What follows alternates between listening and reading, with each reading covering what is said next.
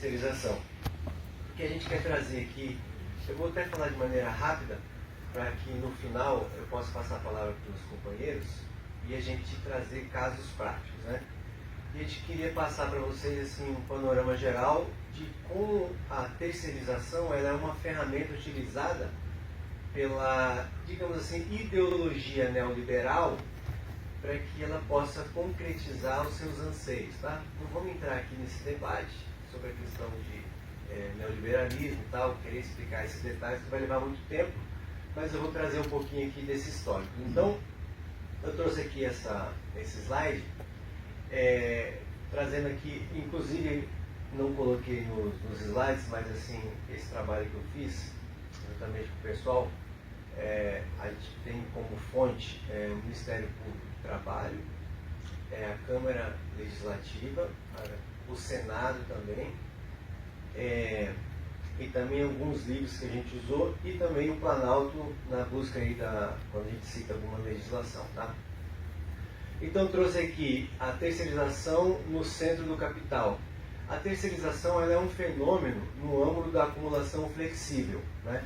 A gente sabe que historicamente o trabalho ele se dava em um local específico, né? Há muitos anos atrás, os trabalhadores se reuniam numa fábrica e a partir daquele ponto ali se produziam os bens.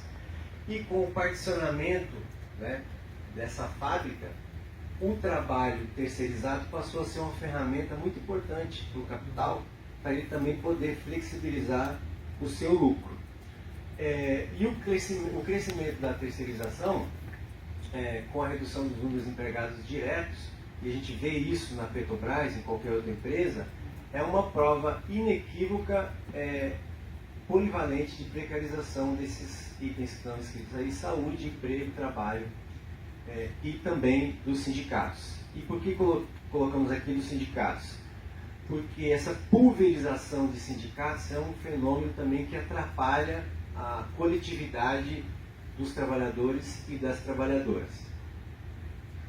Aqui só um pouquinho do histórico da questão da terceirização. Como eu acabei de falar, a gestão do trabalho tem suas raízes na Revolução Industrial, e aí com o surgimento do toyotismo, que é aquela ideia do particionamento, de produzir conforme a demanda, e aí você tem a divisão do trabalho, e aí de repente uma fábrica não precisa ter todas as suas partes em um local só, você pode dividir, você pode ter uma parte da fábrica em qualquer país, inclusive. Aí você consegue facilitar essa divisão dos setores e consegue terceirizar qualquer parte do trabalho.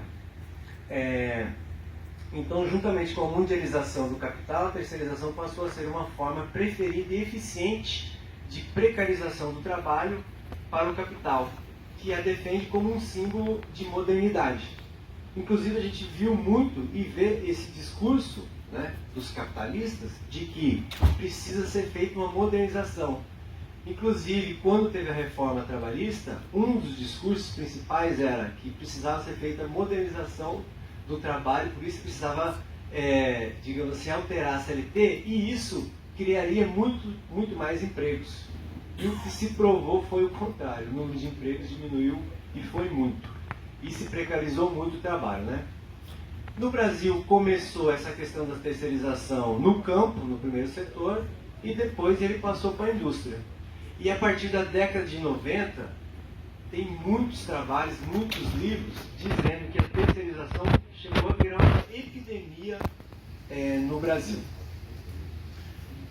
E aí, quisemos trazer esse ponto aqui, que é o seguinte: juntamente com esse movimento político mundial, a legislação brasileira e a jurisprudência, os tribunais, acabaram se adaptando aos poucos.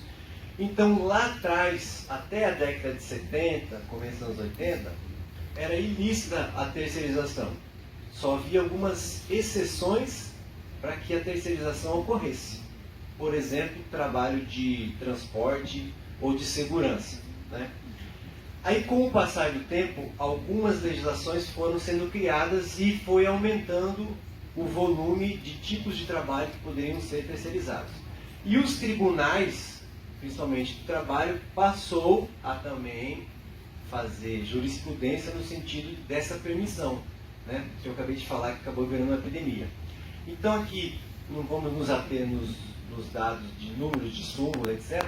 Eu coloquei de forma geral enunciados que na década de 80, então primeiro era ilícito, né, só com algumas exceções podia terceirizar.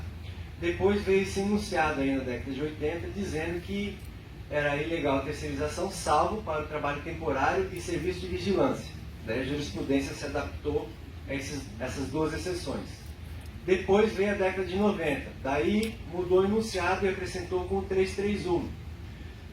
Pressionado pela iniciativa privada, o neoliberalismo, a ideologia, reconheceu a legalidade da terceirização da atividade meio.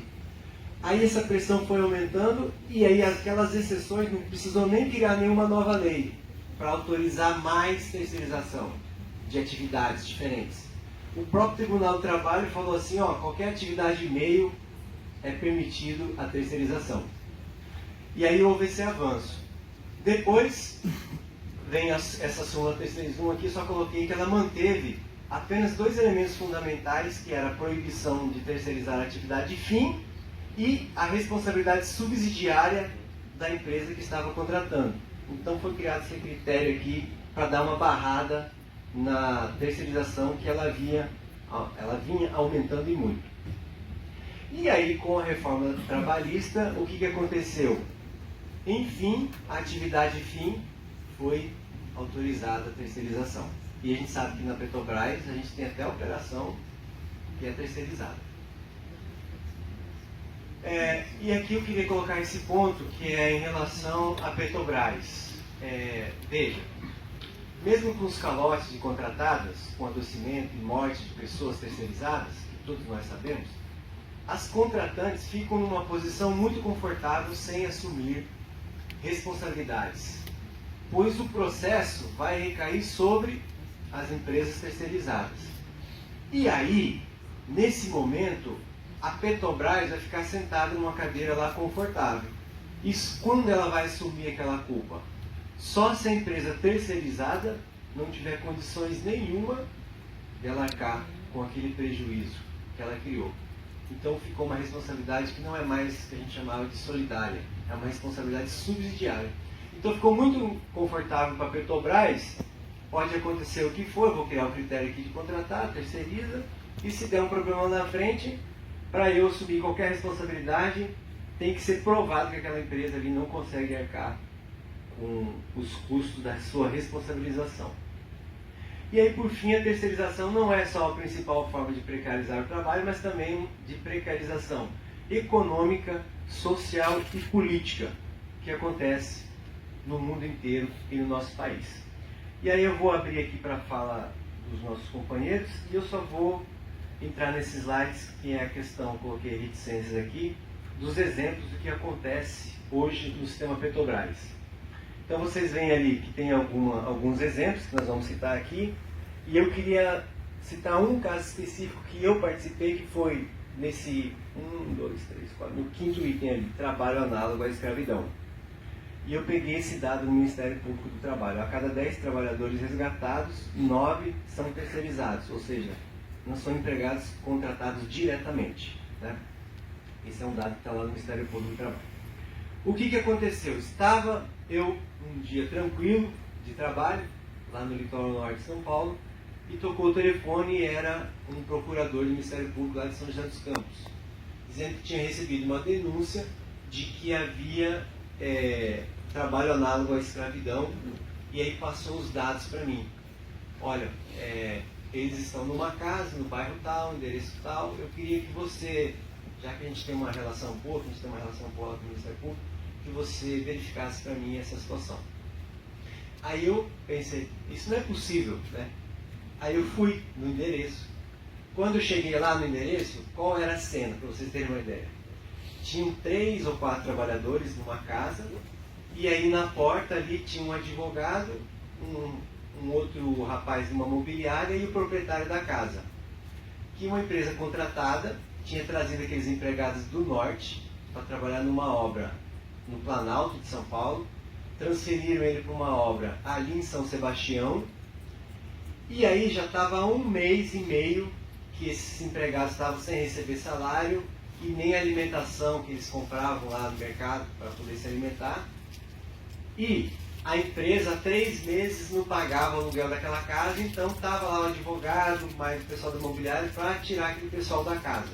E eles com fome e sem dinheiro no bolso, sem receber nada, e a empresa não respondia. Era essa a cena. Aí a primeira coisa que a gente fez, peguei, a gente foi no mercado fazer compra para o pessoal se alimentar, e aí fiz uma ligação para o Ministério Público, fizemos uma reunião com o pessoal que estava lá, depois fizemos uma reunião com o fiscal direto do contrato, o fiscal também pediu ajuda para o sindicato, depois fizemos uma terceira reunião juntamente com a gestão da empresa no Rio de Janeiro, na Transpetro, foi o caso da Transpetro, e a partir daí foi conseguido fazer um acordo de eles, chamamos o sindicato específico daquela empresa contratada, e aí eles entraram, o acordo foi o seguinte, eles entraram com uma ação na justiça, e aí a Transpetro fez um acordo lá com o dinheiro que ela tinha retido, que a empresa não estava pagando os funcionários, então tinha um lastro lá de valor, aí foi possível pagar o salário daqueles empregados e conseguir mandá-los de volta para a casa deles, tá? Então esse é um exemplo que eu queria trazer, e aí eu vou passar aqui a palavra para a Ana, e depois a gente fala com o Mato, beleza? Quer vir aqui?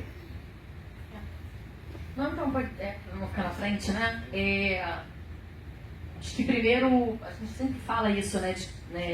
De que a terceirização, ela é a ferramenta de precarização das condições de trabalho. No entanto que nós, né, da FMP, tem um manifesto pelo fim da terceirização e da precarização do trabalho, que não são só os sindicatos, vários intelectuais, advogados, juízes, um movimento bem amplo aí dessa denúncia do quanto que a terceirização tem comprometido a vida, ou seja, aqui na Petrobras, todas as últimas mortes, todas foram com prestadores de serviço. Isso não é qualquer dado. Então, a precarização econômica é da vida das pessoas, né, das condições de saúde e segurança. Então, acho que é importante aí. E nas condições de trabalho, a gente já sabe, as jornadas de trabalho são diferentes, os prestadores de serviço fazem 14 por 14. Tem colegas nossos aqui que fazem a bendita jornada 6 por 1, né, gente?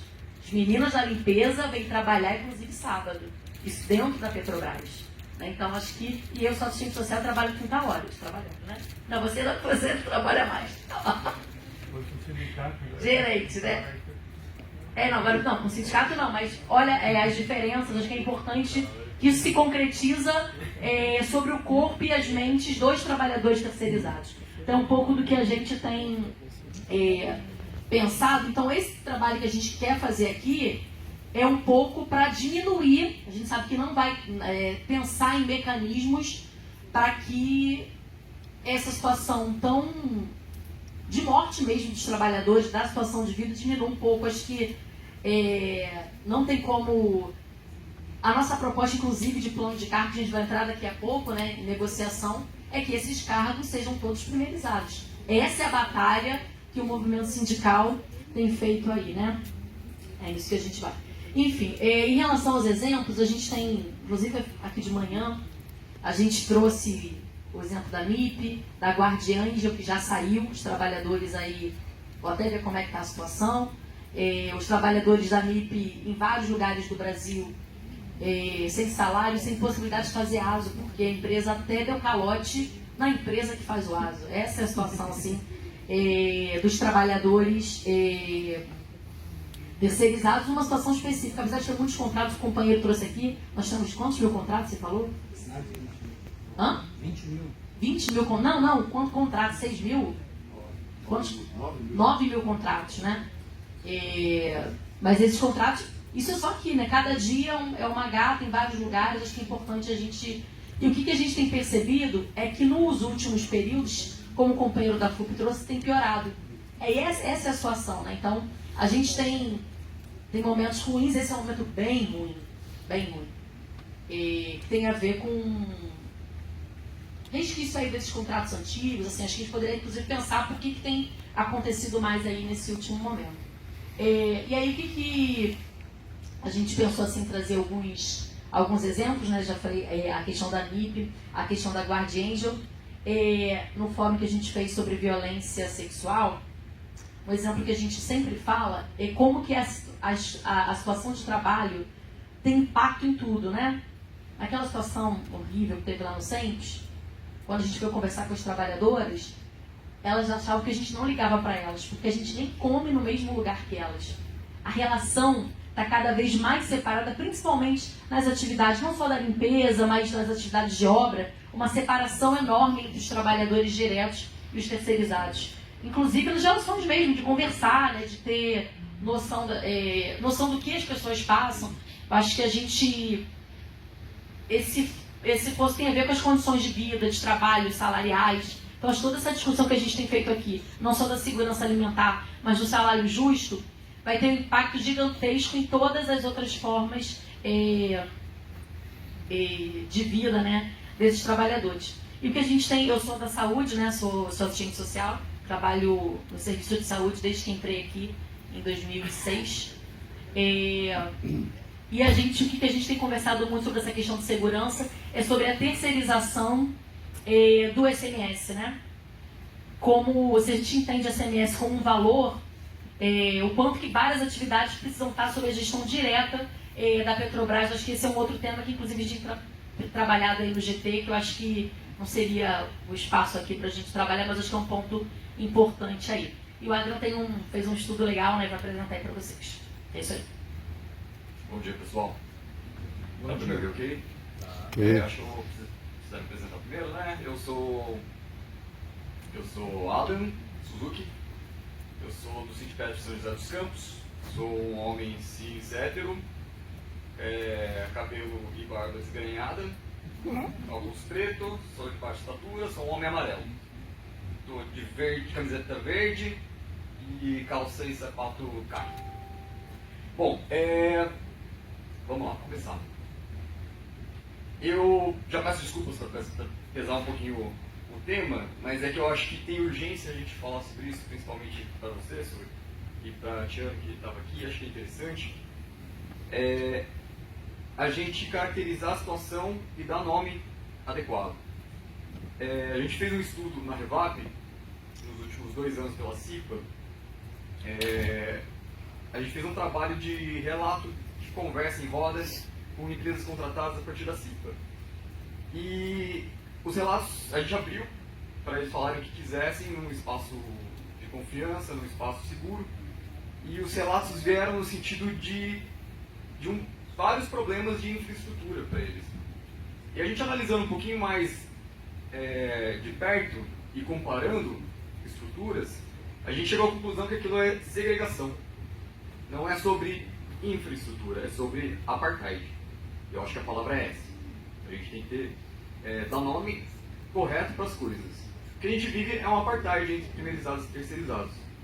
E eu vejo assim, a gente foi avaliando as questões, e quando você entende que o contrato, você vai colocando coisas ali para justamente tirar a responsabilidade da Petrobras e passar para o terceirizado, coisas que são básicas. E que ali na frente gera conflitos absurdos. Assim, tipo, a ideia de o contrato tem que fornecer a própria água para os seus trabalhadores, ou o próprio banheiro para os próprios trabalhadores. E aí você gera um sistema de conflito, porque uma empresa fornece um galão aqui, e aí outros trabalhadores vêm e tomam essa água. Ela fala, pô, peraí, estou fornecendo água, meus empregados não tomam outros, e você gera uma competição dentro da própria empresa. Isso é um absurdo. Assim, isso acho que atenta contra a dignidade humana dentro da Petrobras. E é claramente uma tentativa de transferir essa responsabilidade para o terceirizado, sabe? Para tirar de cima de si a condição, inclusive as condições de trabalho, né? As pessoas, às vezes, elas procuram espaços mais frescos para ficar entre um trabalho e outro, mas não encontram, e aí ficam espalhados por certos pontos. A gente encontra muito isso lá, a gente já viu várias condições do tipo. E então, é sobre isso que a gente vê, sabe? Empregados contratados que entram por uma certa portaria não tem condições adequadas, falta banheiro, falta asfalto, as pessoas saem, tem que pisar no barro, enquanto do outro lado, na portaria dos próprios, é bem asfaltado, bem drenado, tem banheiro, tem água, tem condições. Então essas questões, eu acredito muito que isso não seja só na Revap, né? Eu acho que cada um vai ter um relato para trazer, eu tenho certeza disso. E a gente precisa tratar dessa forma, sabe? Isso é um apartheid dentro da empresa. Então era isso que eu queria trazer, um pouco de relato, que a gente precisa olhar e mudar agora, sabe? Tem coisas que não dá para esperar uma política fazer efeito, sabe? Porque talvez na troca dos contratos isso dure 2, 3 anos, né? E isso não dá para tratar só daqui 2, 3 anos, isso precisa ser tratado imediatamente. Então a gente precisa ter um olhar mais criterioso. Eu acho assim, eu fico sinceramente muito esperançoso quando eu vejo essas apresentações que vocês trazem, mas eu vejo muita dificuldade disso desdobrar até a ponta, né? E a gente tem uma grande dificuldade de fazer a mentalidade do gestor mudar também, sabe? Na hora que está construindo um contrato. Eu queria falar da cultura, né? A gente não pode esquecer que a gente tem uma história de quase 400 anos, onde o trabalhador era propriedade de alguém, né? E isso marca muito a nossa sociedade. A forma como a elite pensa, a elite que vai ser dona da empresa, que vai construir esse contrato, ou desdobra essa mentalidade para aquele que faz a gestão. A gente precisa mudar muito isso. Construir essa cultura diferenciada. Trocar essa chave, né? A gente precisa olhar para a nossa história e ter essa consciência de que a gente precisa trabalhar muito a cabeça do gestor, sabe? Na hora que ele vai contratar, na hora que ele vai pensar sobre cada posto, né, de trabalho. E eu vejo também que a gente permite muito precarização dentro desses contratos de infraestrutura, né? De limpeza, de áreas verdes, de alimentação, de uniformes, secretários, né? Secretariado.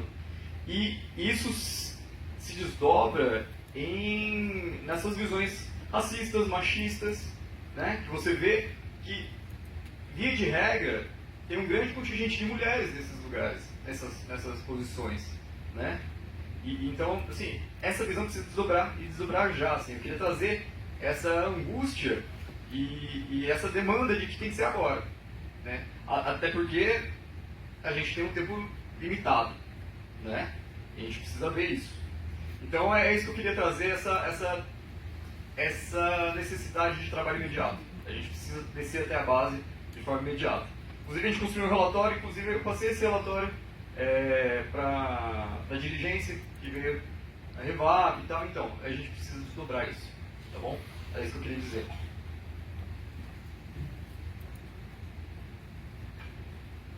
Valeu, obrigado, Alan.